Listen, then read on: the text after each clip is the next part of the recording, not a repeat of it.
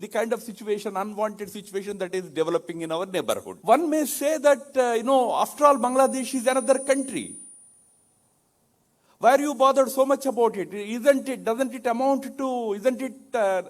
tantamount to interference in the affairs of a sovereign country? Of course, we respect the sovereign identity, authority of our neighbor. But when we talk about our neighbors, whether it is Bangladesh or other neighbors,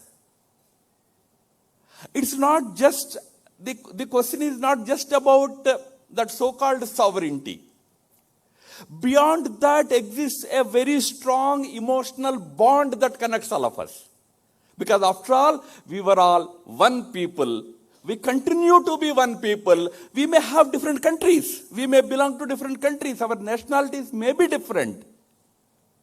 But we belonged to a great civilizational history and culture for millennia, and that bond continues to flow in the blood of each one of us, whether you are in India or in Bangladesh.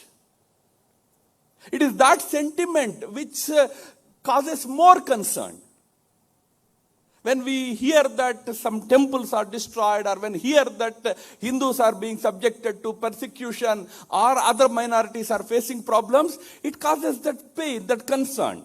It's not interference.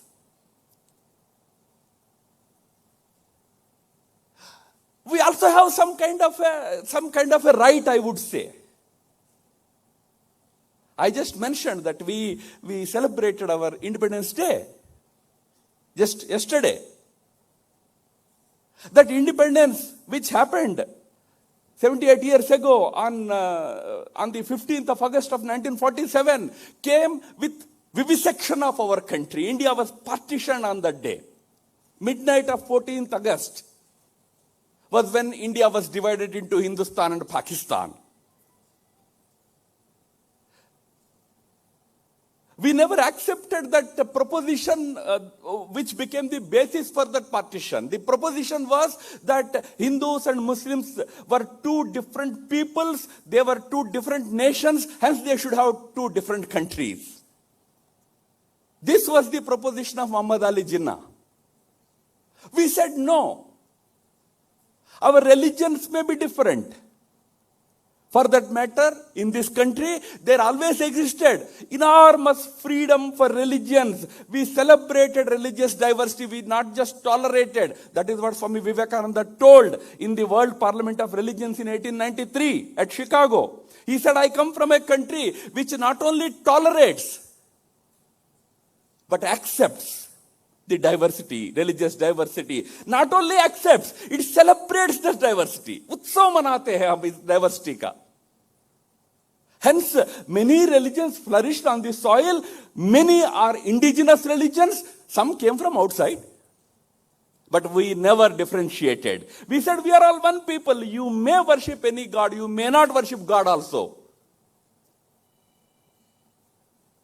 So we never accepted that proposition which created two countries at that time, that partition. When we said that, some people ridiculed us.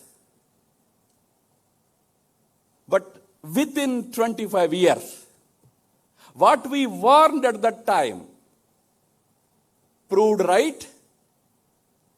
Religion could not hold Pakistan as one nation. That country got again divided into Pakistan and Bangladesh in 1971. Why it happened?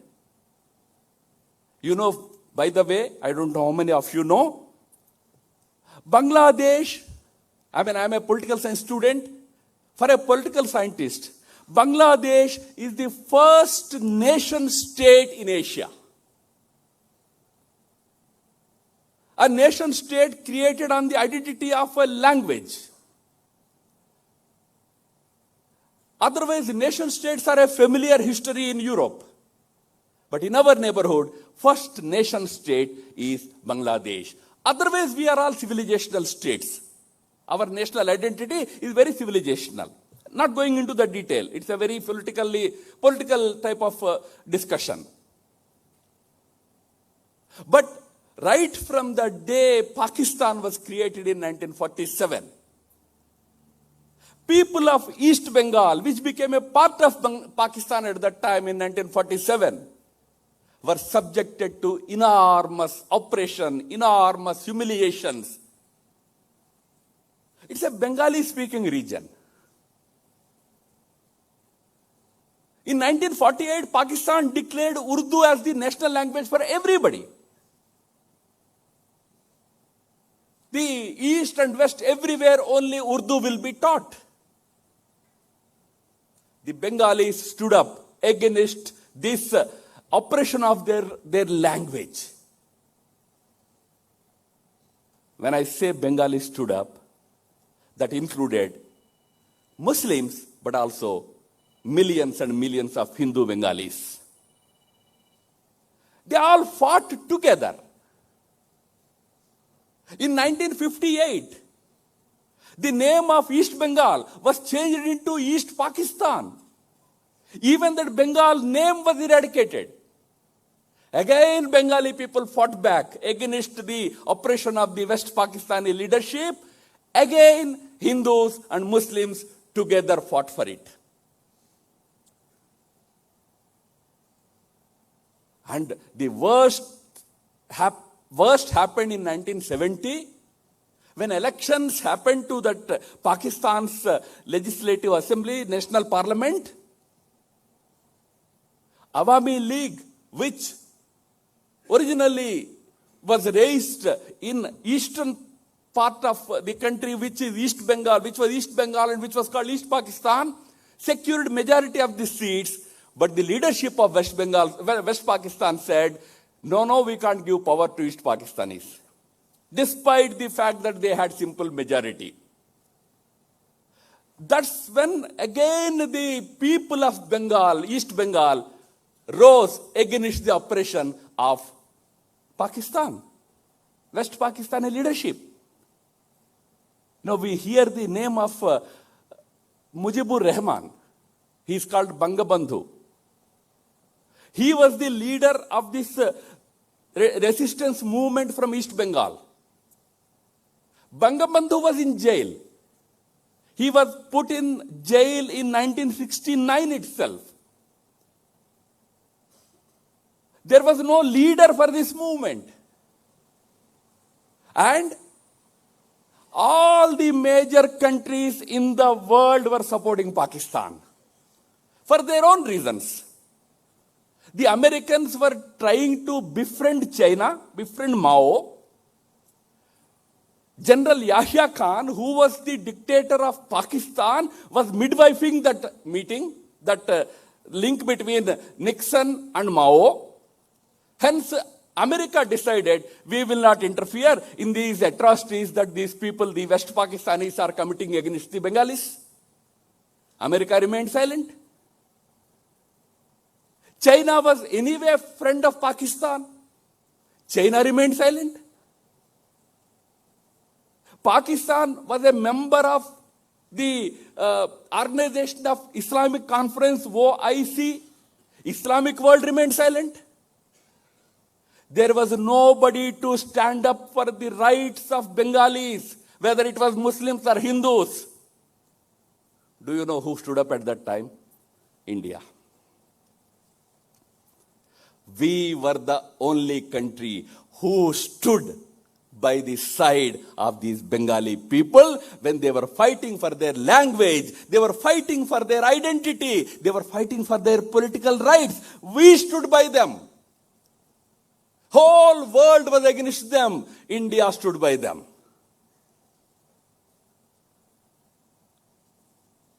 We were responsible in a way for giving them that courage to fight back the oppression of the Pakistani army in 1971. They created something called Mukti Bahini.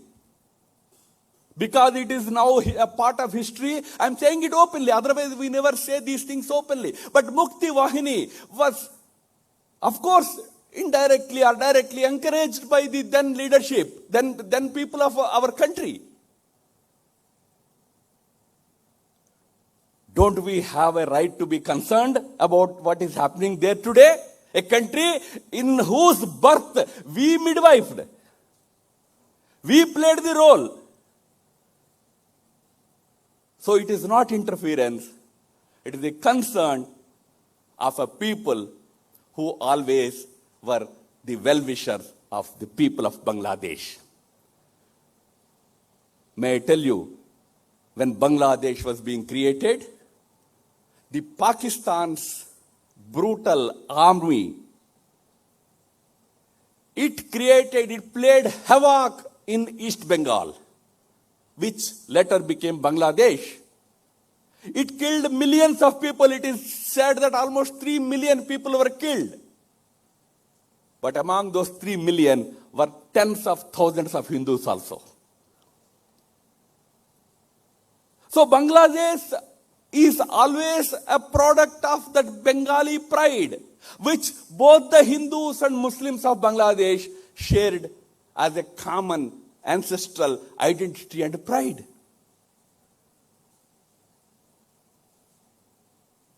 That is the reason why we feel sad when we hear that the Hindus who were integral to the very rise, very identity, very rise of Bangladesh, they were integral. When they get subjected to this kind of atrocities that we hear today, we feel concerned. Today, the interim head of the interim administration, Nobel laureate, Muhammad Yunus, telephoned to our Prime Minister. Because our Prime Minister raised this concern yesterday in his Independence Day speech from the ramparts of the Red Fort. So he received a telephone call from Muhammad Yunus, the interim administration's head of the administration, from Bangladesh today, assuring that the minorities, Hindus and other minorities, their interests, their physical interests and their assets will be protected. We hope that there will be enough steps taken, because this has become a sort of a daily routine in Bangladesh, unfortunately. Bangladesh is, as an independent nation, it has completed 5 decades already. But if you see the history of those 5 decades, you come across numerous instances when the minorities are subjected to atrocities for no reason. Always extraneous reasons. For example, last year, in 2023, Durga Puja pandals were attacked. You know, in Bangladesh, for those who probably are not aware of the ground reality, I'm just sharing some information. The 2022 census says there are 13 million, almost 14 million Hindus in that country, 1.4 crore Hindus in Bangladesh. All over the country, but concentrated in 4 or 5 districts in large numbers, but otherwise all over the country. And generally speaking, in the last 15 years, especially ever since Madam Sheikh Hasina's government came to power in 2009, generally speaking, Hindus enjoyed relative freedom to practice their religion. There used to be Durga Puja celebrations every year. Something like 30 to 35,000 pandals used to be erected. And even government used to, not government, Awami League leaders used to support those pandals. And government used to provide security to big pandals also. But there always existed an element, a fundamentalist element in that country, which would somehow find an opportunity to harass the minorities. One such occasion was last year, when almost 300 pandals were attacked. Thousands of houses were attacked, shops were attacked for no reason. Just you are celebrating your, Hindus are celebrating their Navratra. Attacks happen. Go back in the history, you will come across many such instances. Maybe on some occasions they had a spark, like, in 1992 when Ayodhya incident happened. After that, large-scale vandalism happened. Almost 1,000 temples were attacked. So this almost became a kind of a routine in that country. There are instances of leaders trying to control this also. Let's not assume that, there is nobody is doing anything there. No, it's not like that. There were efforts being made by leadership. For example, I mentioned about Sheikh Hasina. The parliament which was, whose tenure was over in January this year, a new parliament came into existence in January this year, which was now abrogated. But in that parliament, previous parliament, there were 18 Hindu members of parliament, out of which 17 came from Awami League. Chief Justice of Bangladesh Supreme Court was a Hindu for 3 years. 10% of police officers are Hindus. 7.5% of administration are Hindus. In that sense, Bangladesh is different from Pakistan. Yet, there always existed these forces, which just need an opportunity to harass, oppress the minority Hindus.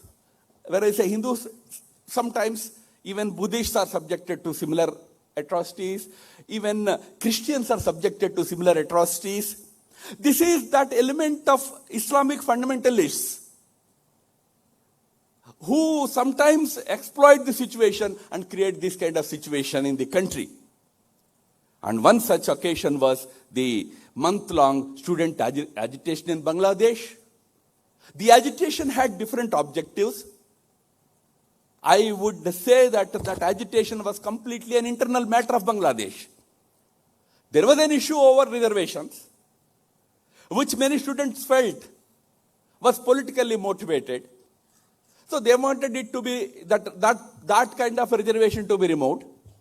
Bangladesh always had various types of reservations. Bangladesh always had reservation for minorities. 5% seats in every system in Bangladesh are reserved for minorities. Because that's the reason why I said today there are 7% Hindus in the administration, 10% in police force. How did they come up? Because there is a reservation system for minorities, which is generally utilized by the minorities, and Hindus being the largest minority. But there are other provisions, like there is a 30% reservation for what is called Mukti Yodhas. Mukti Yodhas are those who fought for the liberation of Bangladesh in 1971. 71, 3 generations have passed. This third or fourth generation is there now. If you talk about students. So there is a resentment that this is only a political reservation. Mukti Yodhas means Awami League cadres. So 30% you are giving directly to one party, please don't do that. That was the agitation. It was not against reservation for minorities, or there is a 5% reservation for women. It was not against that. So it was a students' movement, probably handled in a manner that instead of, dissipating, it got aggravated, resulted in the leadership stepping down and finding asylum in neighboring countries. But then in this situation also, those very forces, the fundamentalist elements, tried to exploit, tried to attack innocents. Some apologists started saying that no, they only attacked Awami League supporters. But in Dhaka, there are instances where Hindu academics, well-placed artists, film personalities went and participated in the student movement, supporting the students, returned home to find their houses vandalized. Just because somebody identified those houses to be belonging to minorities, Hindus. It is that element which needs strict control. We are not here to blame the entire community. Sometimes we get carried away by, these days that new university called WhatsApp University. We sometimes get carried away. No reason to blame the entire country. Although, of course, when we have concerns about the country only. We don't know who is doing it, and we are not in a position to identify those individuals. We only expect that the leadership takes measures to curb these elements.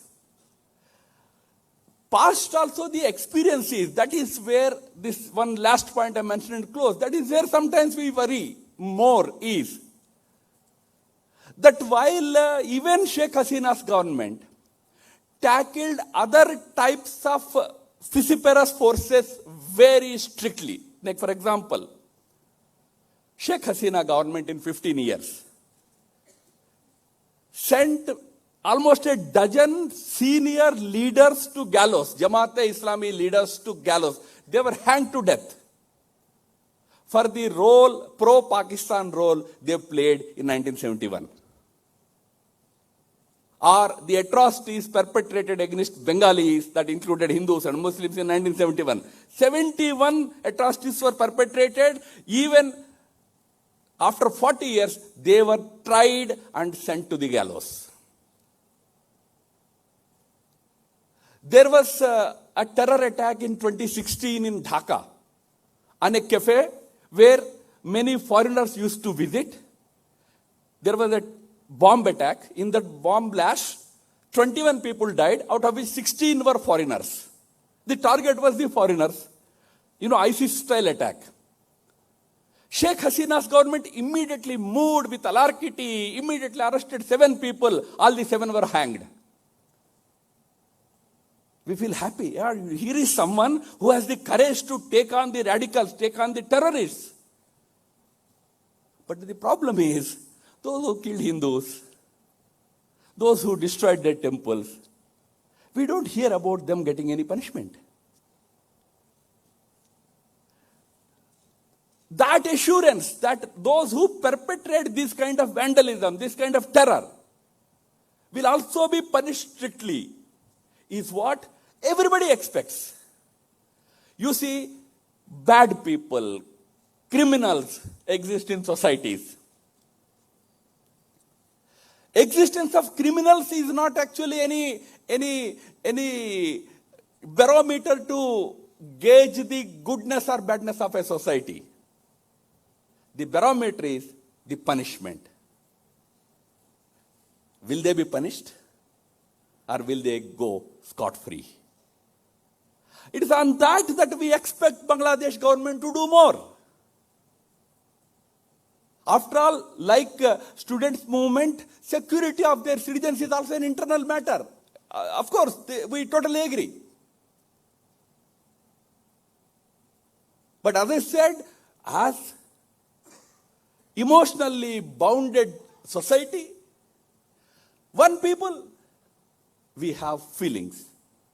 We have feelings, that's why we supported Bangladesh when 1 million Rohingyas descended on that country, created a major, economic crisis for Bangladesh. India stepped forward and extended 2 shiploads of relief material was sent to Bangladesh.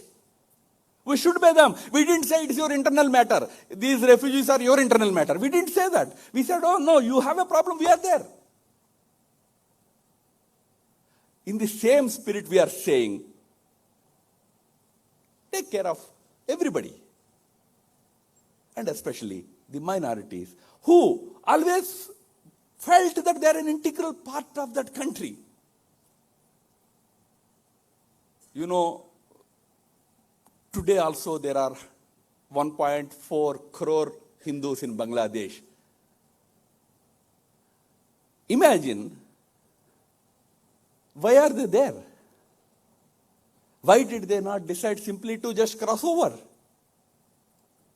Okay, today we built a fence, but there was no fence until 10 years ago. But still they did not come over. I can give you any number of instances. In 2016, we made an agreement with Bangladesh by which we exchanged certain enclaves. What happened at the time of the partition was, certain enclaves which belonged to Bangladesh remained in India.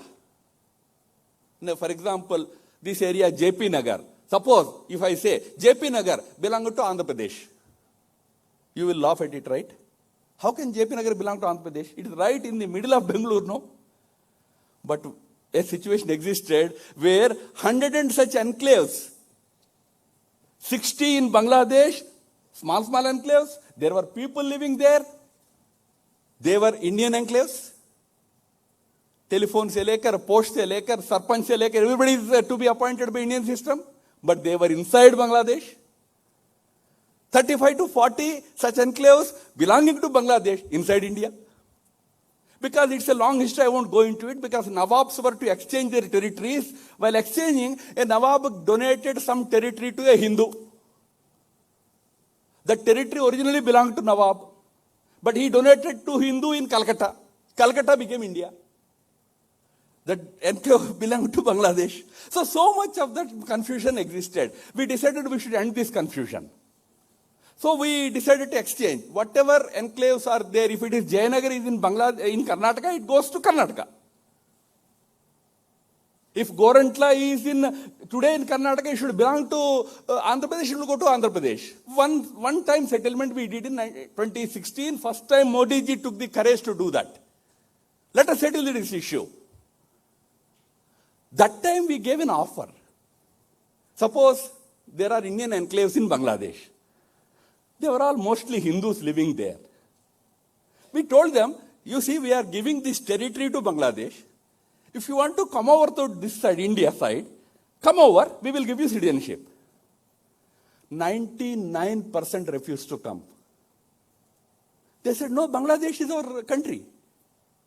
We lived here for centuries, for decades. We want to continue here.